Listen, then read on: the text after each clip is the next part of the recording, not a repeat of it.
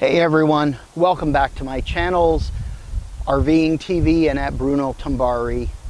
Now, today we're going to do something a little different. This is part of an informative series that we're doing with Bella Vista RV. They've asked us to do a collaboration with them for their customers to have little refresher videos. Bella Vista RV and Oro Medante looks after the RVing TV fifth wheel for any major service. As you've seen from some of my videos, there are things that I do with my knowledge from having been an owner of a dealership, as well as having taken some technician courses. I'm not a certified technician, but some of the basics I know, and I'm trying to help you guys through our channels. But today's video is actually going to be about hooking up your RV at a campground. We are actually camping in New York State right at the moment, and I thought this would be a perfect opportunity. Now, Bella Vista would have shown you when you purchased your RV how to do this during their demo. They would have described it to you, but you get to the campground and of course this looks a little different than what the dealership had. Essentially, it's the same thing they had in their wall, but as a standalone pedestal.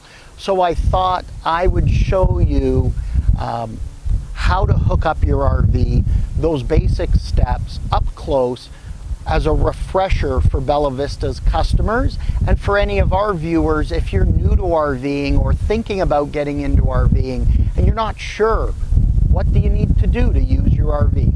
So today's video is going to be on hooking your RV up to power so you can enjoy it while you're camping. Let's reposition the camera. We're going to bring you up close to the RV side, and then we're going to come back to the post and I'm going to describe the steps that you're going to need.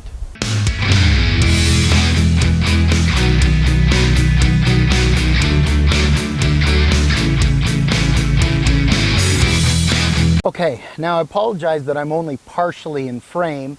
I don't want you focusing on me. I want you to focus on the steps and what the hookups look like. Now, every RV is going to come with a power cable, and it's going to be very similar but slightly different. This is a 50 amp cable.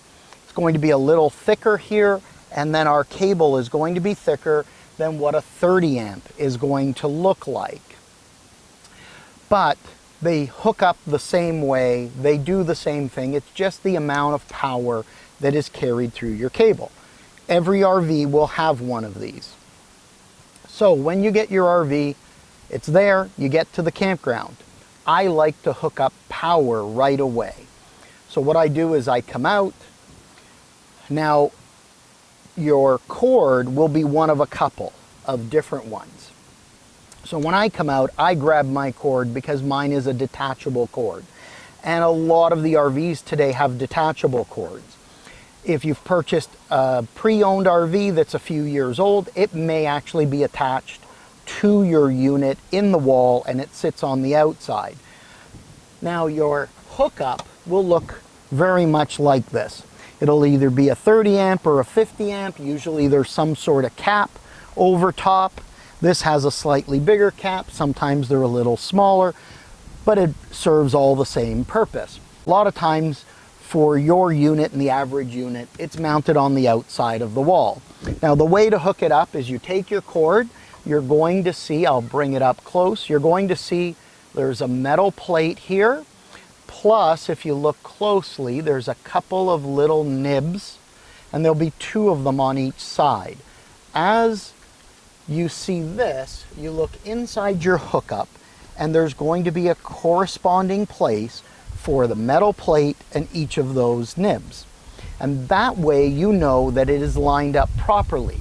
The reason I say that, I'll turn this around and we'll just get it refocused. When you notice where the prongs insert that are on the trailer, they're just slightly different. So there's no way that you can misalign this. The easiest way, I like to take the metal plate. You'll see there's a slider up here.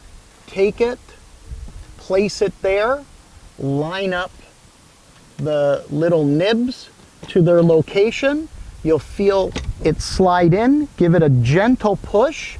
So you noticed, I'll pull it out, give it a gentle push, and then twist it clockwise, very gently. It'll twist about 1/4 to 1/2 inch. Now, you'll see I'm turning here, a lot of these hookups have a little collar that then threads onto the RV. And the reason it does that is to make sure that once you've turned, your connection is nice and snug, so that if somebody walked past your RV camp, happened to kick your cable, it doesn't become unplugged. So now our cable is plugged in and it's nice and sturdy. Let's take you over to the electrical post and we'll show you the steps and one additional piece of equipment I'm going to recommend that I use on all of my RVs that I've owned.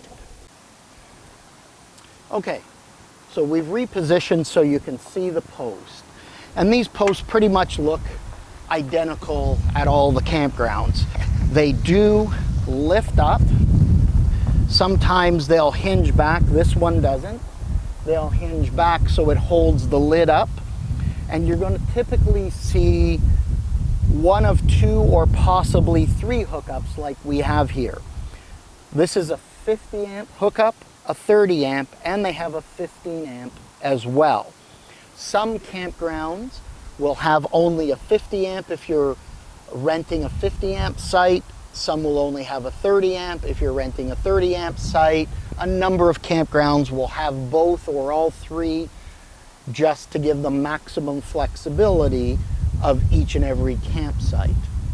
Now, typically before you plug in here, I would normally recommend you don't hook up your trailer if you were simply plugging in your cord, because you always want to plug the cord in here first to make sure there's no issues. However, that is not the suggested way to do things. And if you speak to Bella Vista, I'm pretty sure they're going to give you this exact recommendation as I used to give it to my customers. The one thing you want to go out and do is buy yourself a portable surge guard if it's not built into your RV. Most RVs, unless you have a a big motorhome, do not have this built in. And even I've seen $500,000 to $750,000 motorhomes that don't have this system built in. You're going to want to invest in a good surge guard. If your trailer is a 50 amp trailer, buy the 50 amp surge guard. If it's a 30 amp, buy a 30 amp. There's a few varieties. I use the TRC surge guard. This is a 50 amp, and I like this one because it has a digital readout, and I'm going to show you how to use it. You can also buy a special locking clamp that locks your trailer electrical hookup to the surge guard, because you're going to spend anywhere from $200 to $800 on a surge guard, depending where you buy it, which brand you buy, and what features it has. This is important because it will protect you not only against surges, but it'll also protect you against brownouts. And I'll show you why in a second. So let's open up the electrical here. What we're going to want to do is make sure the breaker that is here, if you're hooking up to 50 amps or if you're hooking up to 30 amps, that the breaker is off. Sometimes the previous camper that used the site left it on and simply pulled out their cord. Should never do that. Make sure your air conditioner and a variety of your systems are turned off in your unit. Make sure the breaker is in the off position. Take your cord, insert it, give it a little push to make sure it's inserted correctly. And then what you're going to want to do, simply turn the breaker on and upwards. That breaker will now kick on. And I'm going to reposition the camera so that you can actually see the surge guard. And you will see that right now it's flashing and it says caution when flashing. you're going to see the display reads delayed, and it's counting seconds. This surge guard will count to approximately 122, 123 seconds. What it is actually doing as I'm talking to you is it is actually monitoring the power hookup at this post, is what we call it at the campground. It's monitoring, is there any neutral grounds open? Is there a problem with the power? Is it fluctuating? And what it does is it counts down while it's monitoring this before it allows any power into your RV. When the countdown is done, you will hear a click, and then power is available in the RV.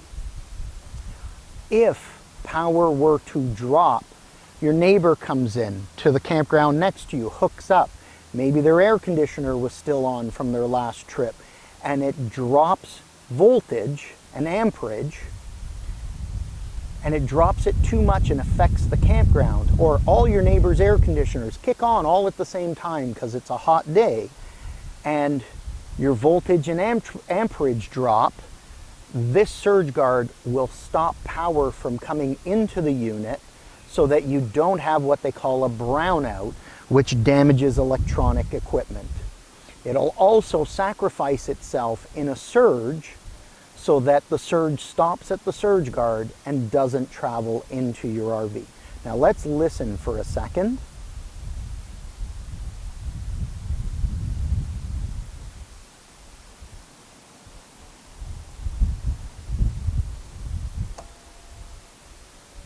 And I hope you could hear that little click, and then we saw the power on light come on and the caution when flashing go out. That tells us we now have power, and I'm going to zoom back out here. We now have power, and we can use our unit and all the equipment. Our fridge, our air conditioner, our TVs, whatever other equipment you have, your microwave, so you can start camping. I do recommend purchasing a surge guard. If you're a Bella Vista customer from Bella Vista, they do carry it in their parts store. If you didn't purchase from Bella Vista, look them up if you're in the Oro, Medonte, Barrie, Orillia area. They have a great service team and parts team. They'll look after you well. If not, you can purchase it through various suppliers, and I'll put a link. I'll find one of these on Amazon and put a link there for you as well. I hope this has been helpful to show you how simple it is and to explain why you're doing things in certain steps. Feel free to leave me any comments below. Thank you to Bella Vista and their service team for all the great service they've given me and my RVing TV fifth wheel. Thank you to you guys for watching. Please click the like and subscribe, and check back for more informational videos on how to set up and use your RV. Take care, everyone.